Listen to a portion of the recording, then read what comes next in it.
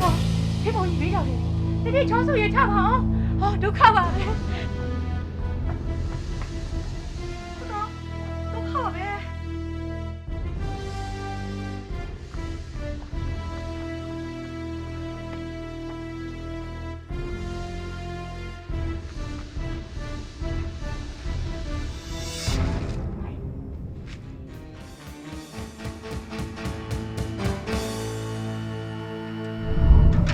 တော်သေးတာပေါ့တော်ရဲ့ကျွန်တော်ဒီကဖြတ်သွားရင်မီးတောင်မြင်လိုက်လို့ဘလို့ဖြစ်ရလဲဗျာထိုံတာမှာမီးလုံမိတယ်လား မလုံပါဘူးငါတို့ရဲ့ဖះကတော့နေတော့လှည့်ကြည့်လိုက်တော့ထိပုံကြီးမိတောင်ကြတွေ့လို့လေဒီထင်းပုံပေါ်များဘယ်သူများဆက်လက်မြည်ထွက်ခဲ့တယ်လဲမသိပါဘူးငါတို့ရဲ့ ဟာတက်လိုက်မီးပြည့်ုံနေတော့ဒီလိုမဖြစ်ဘူးတော်ကြီးဟာကျုပ်မီးဖြစ်တယ် ချောစုလို့လည်းရွာထဲမှာလူများမြင်ကြအောင်မပြောဆိုမိထားပါဘူး တော်ဗျာတရားရောက်နိုင်တယ်ဖြစ်တာအဲ့လိုကတော့မဖြစ်ဘူးအခုလောက်တာမဖြစ်နိုင်ဘူးဖြစ်တယ်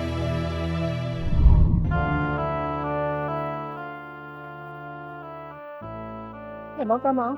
နှက်တယ် ဒါလည်း မင်းအတော်သမီးချောစုနဲ့ဝဝင်းနေပါကွယ် မတော်မကြရင်ချောစုကိုပြောခိုင်းလိုက် ဝဝင်းနေစချင်ပါတယ်ဆိုမှပြောခိုင်းစရာလား အဲ့ဒါချောစုနဲ့ပုံစံနော် အိုးလိုရင်းပဲပြောမယ်ကွယ်အတော်သမီးကိုမင်းနဲ့လုံးဝသဘောမတူဘူးရင်းအင်းနဲ့ပဲသဘောတူ ချောစုကရင်အင်းကိုရွေးရဆိုရင်ကျွန်တော်ကျင်တတ်ပါတယ် ဒီလိုပဲဖြစ်ရမှာပေါ့ ကျွန်တော်ကိုရွေးရဆိုကျွန်တော်တာဝန်ယူရပါတယ် ဘာကွာမင်းကငါရေးကြီးကြီးပြောနေတာနော် ကျွန်တော်လည်းဓမ္မဒိဋ္ဌာန်ကြကြပြောနေတယ်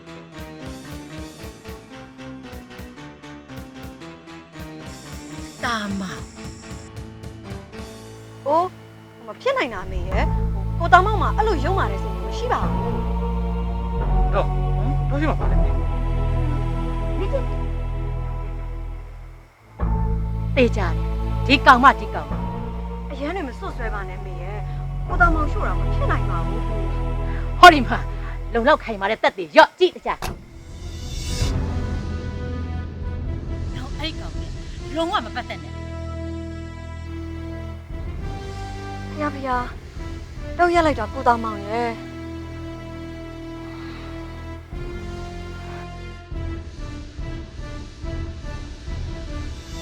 ကျွန်တော်တို့ဘူးဖွင့်အောင် ဒီကောင်မျက်နှာလဲငါမမြင်ကျင်တော့ပါဘူးကွယ်ငါသမီးနဲ့လည်းပေးတွေ့သလိုဖြစ်နေပါအောင်မယ်ငါသမီးကလည်းသူ့ကိုမုန်းသွားပြီဆိုတော့ဒီဘွဲမှာငါတို့အမျက်ရလိုက်တာပဲ ဟုတ်တယ်တော့သူနဲ့ချောစုနဲ့တော့သဘောမတူလို့လောက်ကြံတယ်လို့ထင်သွားကြရင်ချောစုနဲ့သူနဲ့ကသမီးသားလို့ချစ်သူလေးတို့ထင်သွားကြပါဘူးမသိတာပဲကောင်းပါလေဗျာကဲတော်ရဲအဲ့တော့ကျွန်တော်လည်းပြန်တော့မယ် အမေကတော့ဘုံတူပြောရင်လေလူရတဲ့မှာပိုတောင်းမလို့အမေကမကျင်းနဲ့ညောင်မချောစုနေတော့ထောက်တယ်မာတယ်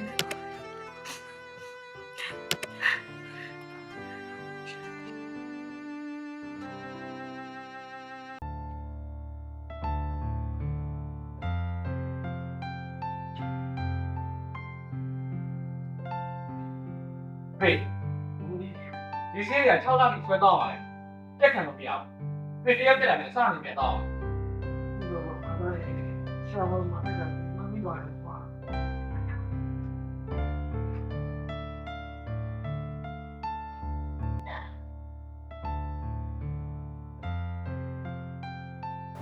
ပြောင်းတော့နင်းနဲ့ချောစုနဲ့ဘယ်ဖြစ်နေကြအောင်လဲ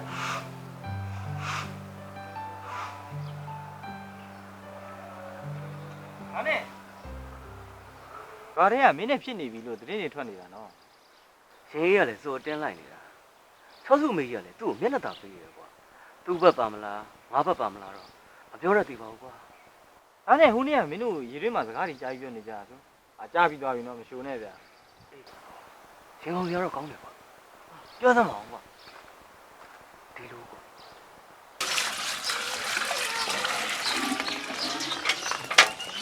ချောစုရဲ့ဘာလို့တွေ့လဲတဲ့အချိန်မှာရင်းမျိုးကိုရမ်းခေါ်တယ်တကယ်ပြောတာပါ ။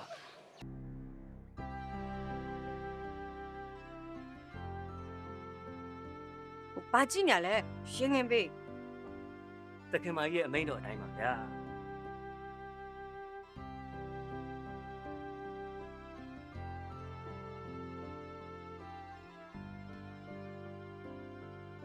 ကိုတောင်မောင်တို့ယောက်ျားတွေကတော့လေမရခင်တော့တခင်မပေါ့ရလည်းပြီးတော့ကျွန်လိုပဲသဘောထားကြတာ အဲ့ဒါမှကိုသားမမပါပါဘူး ဒီပုတ်တဲ့ဒီဘဲတွေကြီးပါပဲ မတူသေးရပါဘူးချောစုရဲ့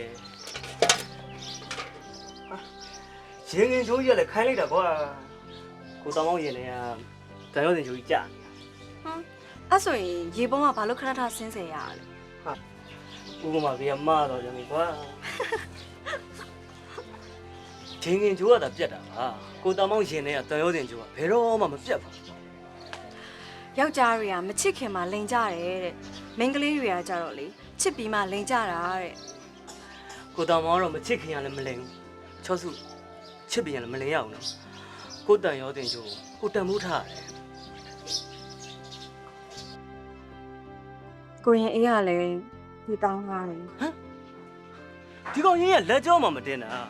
ကာလာသားကောင်ဖြစ်မှအဲ့ပွဲချင်းငွေလူငယ်ကြီးကဆက်ရင်လန်ပြီးတော့အဲ့ထက်ကောက်တယ်ပြီးချမ်းသာလာတယ်ကောင်ဘာမှအထင်ကြီးစရာမရှိဘူး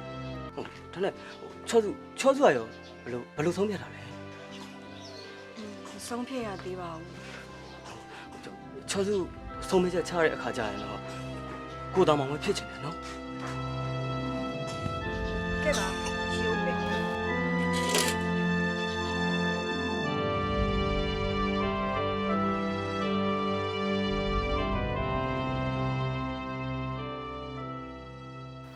ချောစုကငါ့ကိုလည်းလက်ခံတယ်ရင်းအေးကိုလည်းကြိုးချွေချင်နဲ့လှမ်းထားတာအဲ့လိုဖြစ်နေတာပေါ့မင်းပြောသလိုဆိုမင်းဘက်ကိုပါနေတာပါကွာငါလည်းအဲ့လိုထင်မိတာပဲထင်မနေနဲ့ငါကောင်ရေးသေးကိုသေးကြတာရင်းအေးကိုလည်းရှော့တော့လို့မရဘူးကွာဒီကောင်နဲ့ငါနဲ့ကလည်းလေငငယ်လေးတွေနဲ့အခုချိန်ကြီးပြိုင်နေရတော့မယ်ငငယ်ကခိုးချတဲ့အမှတ်နဲ့ငါ့ကိုစပြိုင်တယ်ကြီးလာတော့ခိုးထားတဲ့ငွေနဲ့ဥစ္စာပြိုင်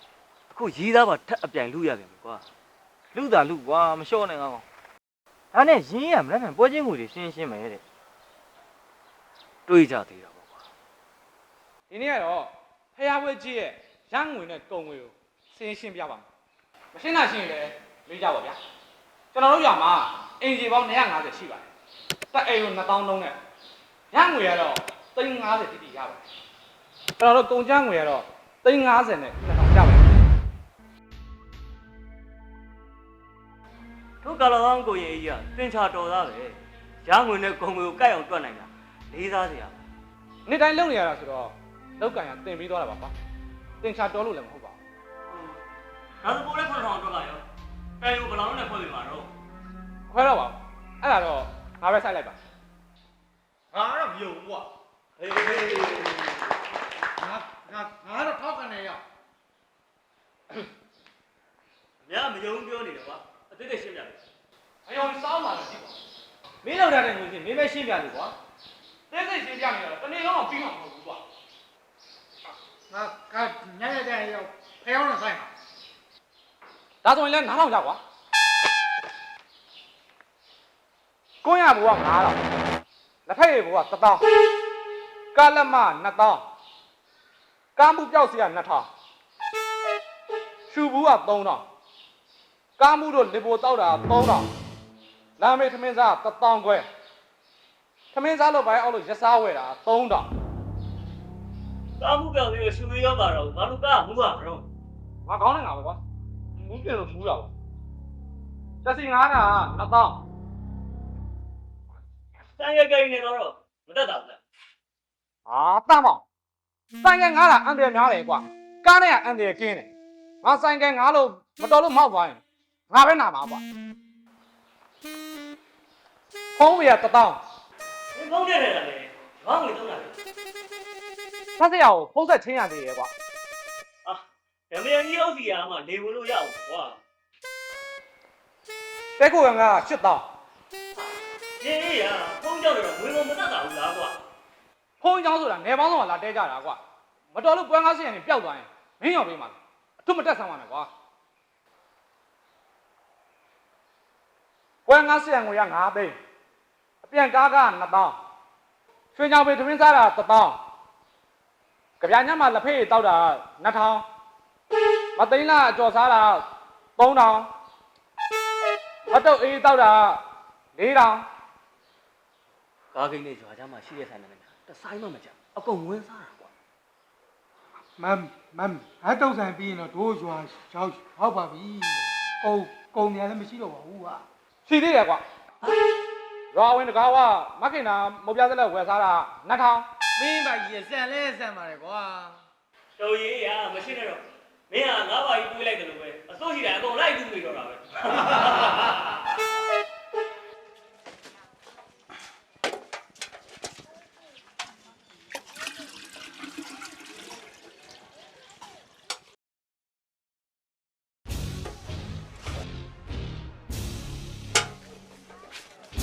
ကိုတော်မောင်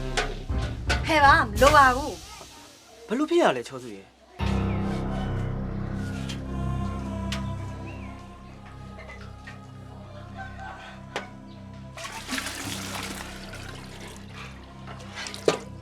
တော်တော်ဟန်ဆောင်ကောင်းတဲ့လူရုပ်မှာ ကိုတော်မောင်ဘာဟန်ဆောင်လို့လဲဘာကြောင့်မလို့လဲချောစုရဲ့ ကိုအတိုင်တိပြီးသားဖြေဦးလေပြန်ပြီးမေးခွန်းထုတ်နေတယ်ဆိုကြတဲ့နဲ့ဟန်ဆောင်ကောင်းလို့ပဲပေါ့ ကိုတော်မောင်ဘာမှနားမလဲတော့ချောစုရဲ့ပြီးတော့လေကိုတော်မောင်ဗမင်းကလေးတွေနေမှလဲပျောပီမနေပါဘူး ရှင်းပါရှင်လေပယောပရီပဲနေနေပလူပလဲပဲနေနေဗယံပတာပဲနေနေကျမနဲ့ဘာမှမဆိုင်ဘူး ကိုတော်မောင်ကိုစိတ်ဆိုးစရာရှိနေလို့လား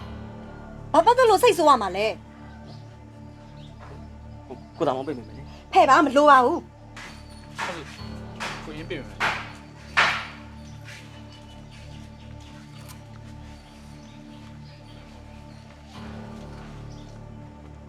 အော်ဟိုကိုရင်ဟိုအဖေကလေအိမ်ဝင်လာတယ်ပါအောင်နဲ့ ဟောဟုတ်လားဟိုညနေကျရင်ကိုလာခဲ့မယ်လို့ပြောပြပါနော်ချောစု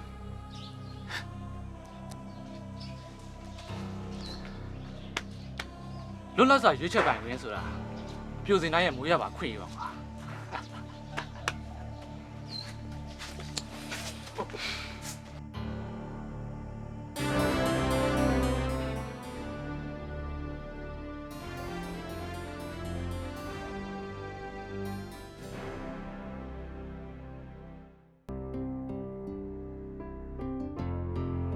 ချောစုကိုရင်ကိုပြင်မပေးသေးဘူးလားဘာလဲ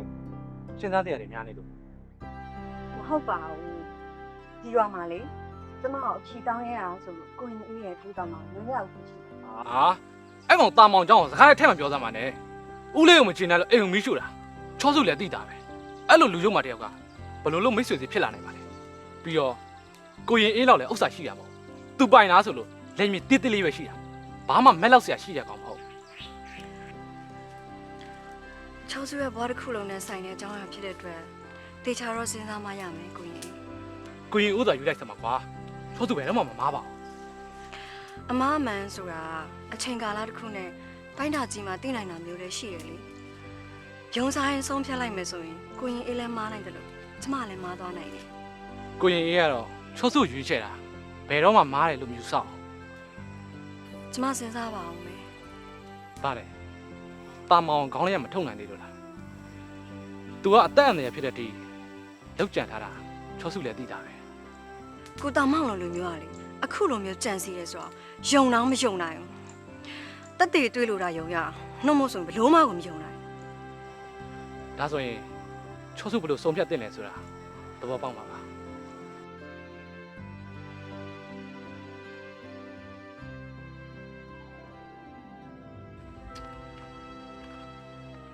အော်ဟိုအင်္ဂလိပ်ရောက်နေပြီဆိုတော့လေပြန်လိုက်တော့မယ်နော် ကိုအေးတီလိုက်ပို့ဝင်မယ်လေ အော်ဟိုရပါတယ်မပို့ပါနဲ့ဟိုရွာထဲကလူတွေမြင်လေပြောစရာဖြစ်နေအောင်ပါ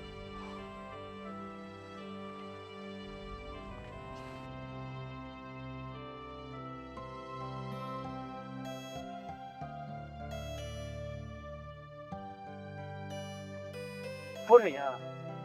ဆောဆောကဖတ်ဆောင်ကောင်းတဲ့လူရုံမှာပြောတော့ဘာလို့အဲ့လိုပြောလဲနောက်မလဲ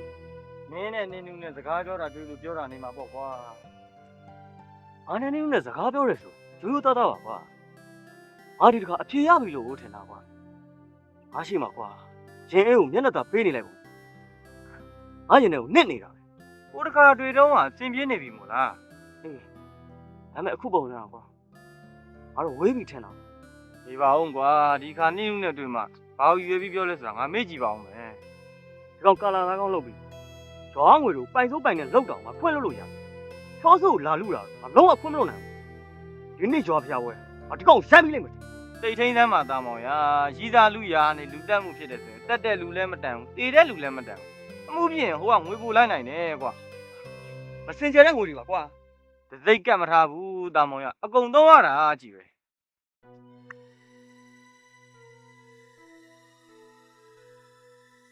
ကဲဒါဖျားပွဲလည်းရောက်လာတော့ပွဲမပိုင်ဖျားပွဲနဲ့မတူဘူးဆိုတာကိုဒါသူရွာသားတွေကလက်ခံထားကြတော့ပွဲလေးလည်း9ချိန်ကြမှာပဲတောင်သူစားလည်းရထားတာဆိုတော့ပွဲကောင်းလေးလည်း9ချိန်ကြမှာပေါ့အဲ့တော့ကျွန်တော်ကတအိမ်ကို3000လုံးနဲ့ကောက်ဖို့စဉ်းစားထားပါတယ် မနစ်က2000ဒီနှစ်3000ဆိုတော့မများလုံးလား ကုံစင်းနှုံးတွေမတက်ပါနဲ့လို့မင်းတားနိုင်တယ် ကုံစင်းတုံးတက်တာတဲ့မင်းပွဲချင်းတုံးတက်တာပိုကျန်းနေမလားလို့ပါကွာ ဈေးချုပ်လည်းစငားပါပြီလေရွာသူရွာသားတွေကမကြိုက်လို့ထမင်းမပို့ရင်ဇက်သူဇက်သားတွေမိထမင်းကြိုက်ကျွေးမှာလား ဒီကောင်ကားစီကိုကျန်းနေတာ ရှေးမင်းကြိုက်တော့ပွဲကွာဒီနေ့ပွဲကတော့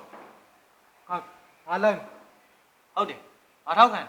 ရွာတဲ့ရွာပြည်တော်မထွက်ဘူးတဲ့ကောင်ဟာမျိုးစိလည်းနားမလဲပဲနဲ့စွတ်တောက်ခံနေတယ်ကွာပွဲငားတယ်ဆိုတာငါတယောက်တည်းလည်းပြီးတယ်နှစ်ယောက်သွားရင်နှစ်ယောက်စိတ်ကုန်လဲကွာ နှစ်ယောက်စိတ်ကုန်တော့ဘာဖြစ်လဲကွာ ရွာနာတယ်ကွာ မင်းတယောက်တည်းသွားတော့ရောရွာတက်တာလို့လား အိမ်ကထမင်းကကူပြီးလိုက်ခဲ့မှာကွာ ဟိုးဘာဖြစ်ဘယ်သူမှမလိုက်ခဲ့နဲ့ကွာ မင်းမရိုးသားလို့ပဲကွာ မရိုးသားစရာဘာအကြောင်းမှမရှိဘူးကွာမနေ့ကလည်းကုန်ကြတဲ့ငွေတွေငါစင်းအင်းနဲ့တိကျပြောပြထားပြီးသား ဒါကွာဆယ်ရက်မှမယ်ဆိုလို့မင်းမခေါ်ရတာမလား မခေါ်ရစရာဘာအကြောင်းမှမရှိဘူးကွာကဲတော့ကွာမင်းလိုက်ခဲ့ကွာဒီညနေတို့ငွေခွဲပြီးတော့မနေ့ကသွားမယ်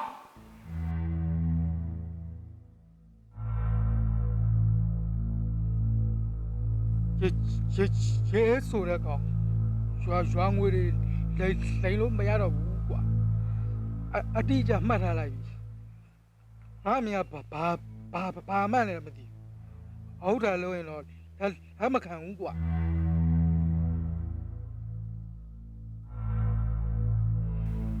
ဒီကောင်ငွေစင်းတွေတောက်ချင်လို့ငါ့ကိုဟဲ့လက်ကျိုးသွင်းနေတာဟာမှန်များထင်းနေလား ဟဲ့တော့ကွာမင်းမချိုးသေးဘူး တက်ကူရဲ့ရောက်မှချိုးမှလေကွာ ဖေ့ဒီမှာတဲမှာကွာ ဘာမေအရင်နှစ်ကအဲ့ကောင်ကလည်းအားရလေကွာ အဲ့ဒါခဏထားလိုက်စမ်းပါတော့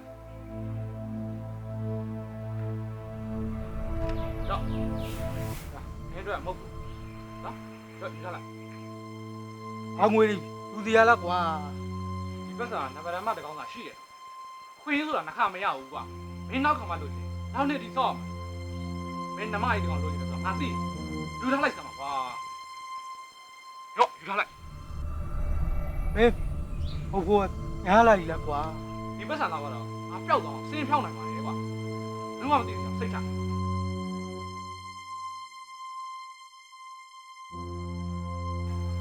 ဒါတော့စရင်နဲ့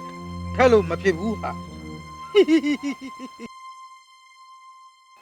ဒီနေ့ရွာရဲ့တောက်ခံရမှုတင်ပြမှာဖြစ်ပါတယ်ဒီနေ့ရွာရဲ့ရရှိငွေကတော့85သိန်းကုန်ကျငွေက85သိန်း4,000နဲ့950ကျပ်ကားဂိတ်ဆိုင်ကယ်စီဘူက2000 905တော့လက်ခိုင်းနဲ့စီကရက်က2000သမူဇာပါဆယ်က9တော့ကားလက်မနှစ်ဆောင်က3000နှစ်ယောက်စီဆိုတော့ပိုများတာပါဗျာ ရမ်းလို့လားကွာခဏစောင့်ကြည့်ပါဦးကွာကောင်းမဟုတ်တယ်စင်းလေးဘာကွာထပ်ကန့်ကွာသူ့မှလည်းလက်ခံရှိနေတော့ လက်ကုတ်ကန်ကတော့အရင်နှစ်တဲ့3လတက်ပါ8000ဖြစ်သွားပါတယ် တရင်เนี่ยများလို့နေကွာမယုံ မယုံရင်တာခွားကိုမေးကြည့်လိုက် ဒီစင်းเนี่ยအမှန်နေတယ် ငါလို့သိရင်ငါလို့အဲ့ကြည့်ဖို့ကွာ ဟာတေးလိုက်ပါတော့တာကွာရာ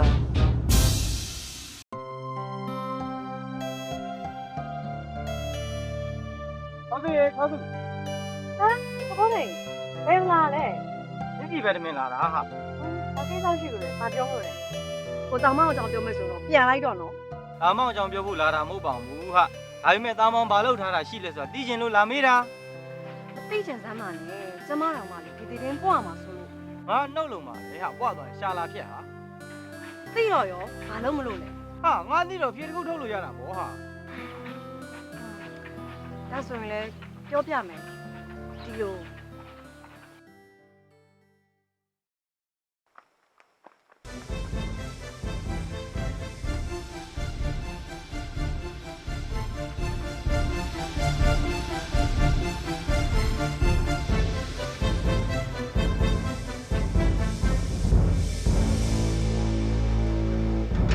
တော်သေးတာပေါ့တော့ဒီကပြတ်သွားတယ်မီးတော့လို့ဖြစ်ရလဲဗျာထိုံလာမှာမီးလုံမိတယ်လား မလုံပါဘူးငါတို့ရဲ့ဖះကတော့နေတော့လှည့်ကြည့်လိုက်တော့ထိပုံကြီးမိတောင်တရားတွေ့လို့လေဒီထင်းပုံပေါ်များဘယ်သူများဆက်လက်မီးလွတ်ခဲ့တယ်လဲမသိပါဘူးငါတို့ရဲ့ ဟာတက်လိုက်မီးပြည့်ုံနေတော့ဒီလိုမဖြစ်ဘူးတော်ကြီးကဒါကချို့မီးဖြစ်နိုင် ချောဆိုးလို့လည်းရွာထဲမှာလူများမြင်ကြအောင်မပြောဆိုမိထားပါဘူး ဟုတ်ကဲ့ တော်များတရားရောက်နေရန်ဖြစ်တာရှိသေးလားအဲ့လူကတော့မရှင်းတဲ့လို့အခုလောက်တာမဖြစ်နိုင်ဘူးတော်တရားစဉ်းစားကြည့်ပါဦး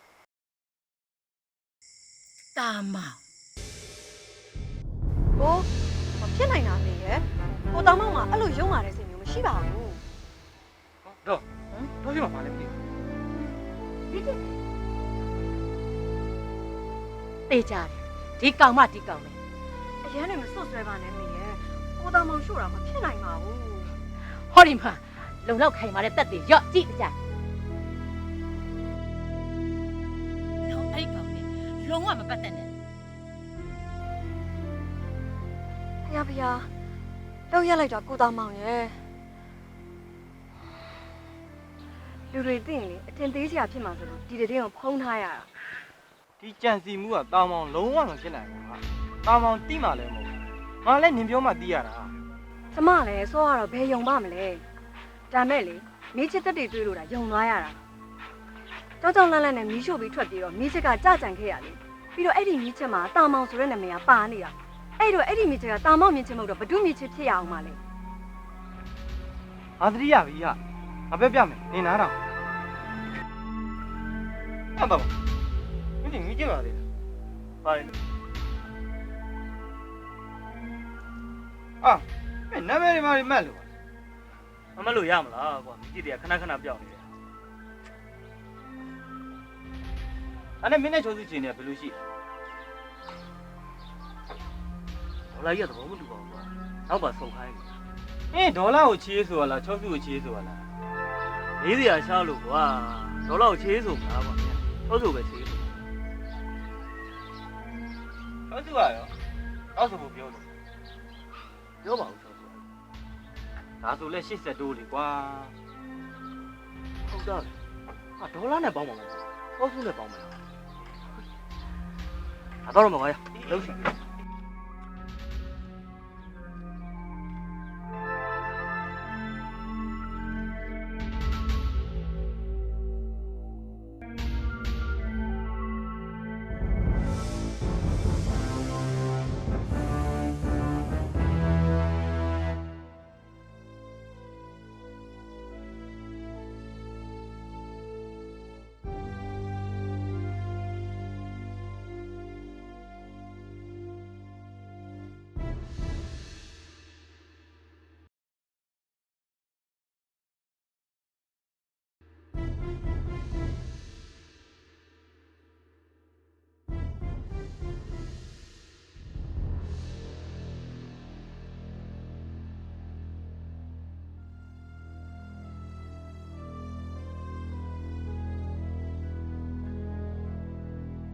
ချစ်ပဲရောက်ပါ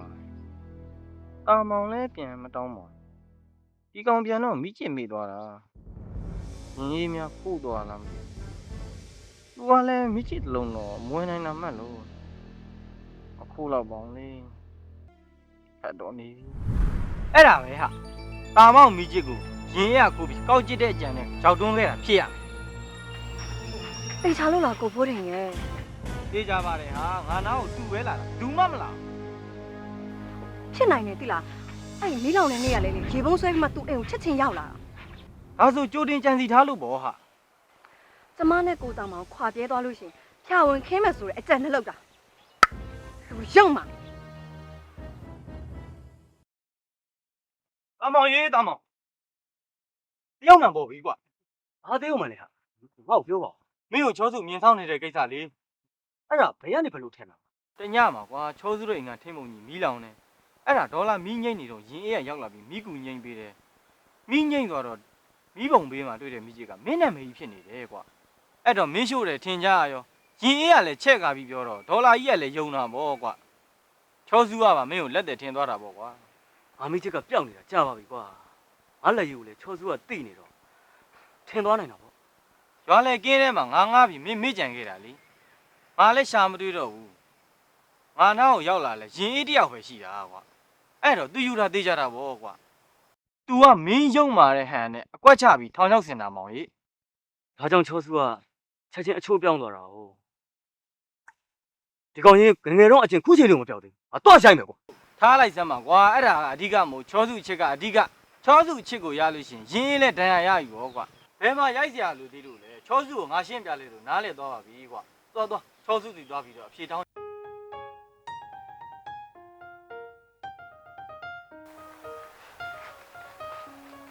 ဟာဘဘိုးရင်ကြီးရောက်လာနေတော့ပဲကျမစပလုံးပူရွေးပေး ဘလုံးနဲ့မဟုတ်လူပါကူယူပြုံးမှာ ဟာလောက်ပြီ လင်းနဲ့ဖန်နေနေတာငါသိတယ်နော် ဟုတ်တယ်ကျမလည်းရွေးရခန့်နေတယ် ရင်အေးကချမ်းသာတယ်ဒါပေမဲ့လက်ကျုံးမတင်ဘူးတာမောင်ကကြတော့လှုပ်ကြိုးစားတယ်ကိုကရေချင်းနဲ့ဒီတော့ဘာမှခါလာမယ်ပေါ့ဟာ အဲ့တော့ဘသူရွေးရမှာလဲ ရင်ကခဲဖို့ခုဟာရက်ကြီးတရွာသားကရှိတယ်မရှိတယ်မသိနင်းတောင်ဒီတော့တရွာသားမှာဘူးတပြင်းရှာပေးရရောအဲ့ဒါငွေဘူးဟာပွဲကြီးဆိုလဲကူလီတွေမှာမတက်တာကြဘူးကိုရင်ရဲ့အဲ့ဒီငွေတွေကိုရင်းနှီးပြီးချမ်းသာလာတာငါအဖေကပြောဘူးလေဟာသမင်းဆိုတာအဖြူရောင်းနဲ့အဲ့တော့သမင်းဘူးငွေကလည်းဖြူရမယ်မဖြူရင်တန်တွေတန်ကေကိုရင်အေးသမင်းကအပူလားတာမောင်သမင်းရမှာအေးသားအဲ့တော့နေစဉ်းစားပေါ့ဟာ ကိုဘိုးရင်ကြီးပြောတာမှန်တယ်သိလားတဘဝပဲတာရပြီးတော့မှတတန်တရားလုံးငရဲရောက်ရောက်မဲ့ဘဝမျိုးတော့ရွေးချယ်တော့ပါဘူး ဟမကိုရင်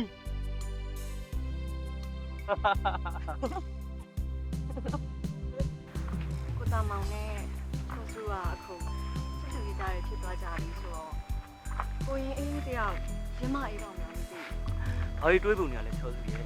ချောစုကလည်းအပြိုကိုကလည်းလူအပြိုလူပြိုလွတ်လပ်စွာရွေးချယ်ပိုင်ခွင့်ရှိပါတယ်ဟာလေချောစုကကိုကိုရွေးချယ်နေတာနောင်တရပြီပြောချင် ဟာနောင်နာရစရာလားကိုတာမောင်ချစ်လို့ပဲကိုတာမောင်ရွေးချယ်ပြီးပြီလေ ဘာတာမောင်လက်ခံလိုက်ဟုတ်ဒါဆိုရင်ငါကြွက်ခတ်ထားတဲ့လူဖြစ်သွားပြီပေါ့ဒီသမောင်တာမောင်နဲ့ငါဘသူကပိုချမ်းသာတယ် ကိုရင်အေးကပူချမ်းသာပါတယ် သိရနေမြကွာ ။ဒါမဲ့ချမ်းသာတာတစ်ခုတည်းနဲ့လည်းမပြည့်စုံသေးဘူးလေ။ချမ်းသာတွေလည်းကြည့်ရသေးတယ် ကျန်တဲ့ရဆိုတာဘာကိုပြောရလဲဇာတိကြကိုပြောရလားဇာတိကြဆိုအဲ့တာမောင်ဆိုတဲ့ကောင်ကမီးထုတ်ဖို့ကြံနေဘူးလေဒါလားဇာတိကြကောင်းလား ။ကိုတောင်မောင်မလုပ်ဘူးလို့ယုံကြည်ရလို့ပါ ဒါဆိုဘာလဲငါလုပ်တာဟမ်ငါလုပ်တာလား ။မထင်ရပါဘူးကိုရင်ကြီးရဲ့။ကျမကိုတောင်မောင်မခုတ်ဘူးလို့ပဲပြောရတာပါ ဒီလည်းမတည်ဘူးကွာ ။ကျမကိုရင်ကြီးကိုဘာကတိမှမပေးခဲ့ဘူးပါဘူး ဂတိမပေးခဲ့ဘူးဆိုရင်ပဲညော်လေးချက်တွေပေးခဲ့တယ်လေ ။အပြိုစင်တယောက်ရဲ့အခွင့်အရေးကိုနားလိုက်ပေးပါ။စိတ်မဆိုးပါနဲ့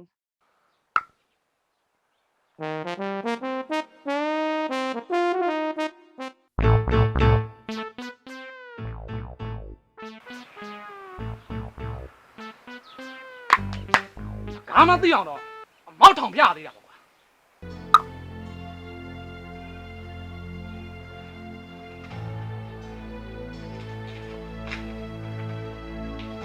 ဘာသာမျိုးကိုသိနေပါ့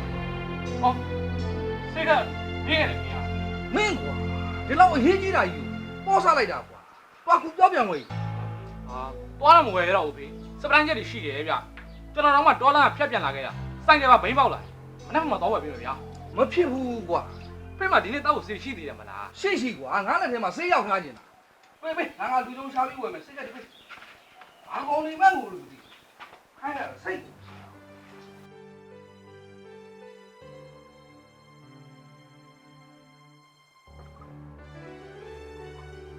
ပြန်တော့မြို့သွားမလို့ ဟုတ်တယ်လေ အေးမြို့ပေါ်စပလိုင်းချက်တွေရှိတယ်ဟိုကောင်ရင်းအေးတောင်မှတော်လန့်ဖြတ်မှာ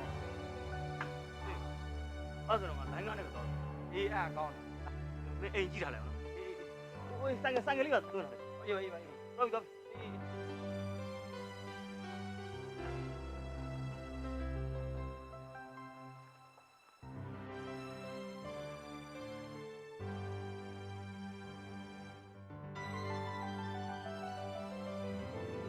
ဘာလို့ငါတို့တို့သွားမယ်လူလုံးလေးကမတွေ့ဘူးလားကွာကိုတမောင်သွားမယ်လို့တော့ကြားတယ်စိတ်ကလေးဒီမှာကြီးလို့ကွာစိတ်ကလေးရေးကြည့်တယ်မရှိလို့မဖြစ်ဘူးကွာရေကိုလွှတ်လိုက်လေအာခုဒီမျိုးကပြန်လာပြီစိတ်ကပါမလာဘူးဒါဆိုလဲတာမောင်ကြီးဘယ်မှာသွားရလေဦးလေအေးကျေးဇူးပဲငါတို့ဟေးတာမောင်ပြတ်တယ်ကွာဟာခတ်ပြီကွာဘာဖြစ်လို့လဲရေးကြည့်လို့ဒီစိတ်ကလေးဒီမှာကြီးလို့ကွာ သူသွားလေဦးလေခြေချင်းလိုက်လို့တော့မိမှာမဟုတ်ဘူးစိုင်းကဲတောင်ခတ်တော့တက်မောင်းမှရမှာ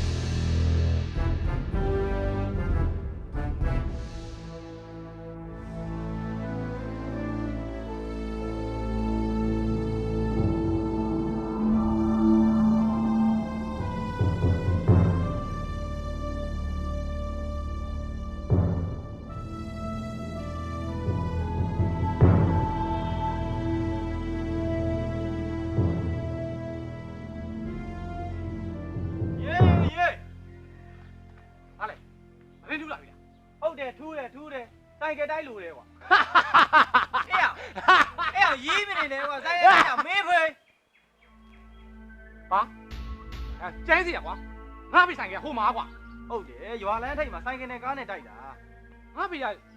လာတဲ့ဘာသာလုပ်တာတော့ ဖေးလိုက်มาတာလေကွာလိုင်းကားမိအောင်လို့ဆိုပြီးစိုင်းကဲနဲ့သွားတာ အဖေချင်းနေဘလို့ရှိနေလဲ သုံးပြီကွာ စစ်စိုးလိုက်တာဖေဟာလောက်ကြပါဦးဗျာကဲကြပါဦးဗျာ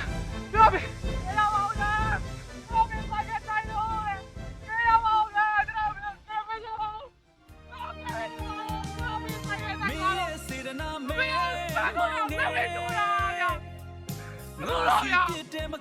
别来走大来救命呀！喂呀！啊！给你了啊！喂！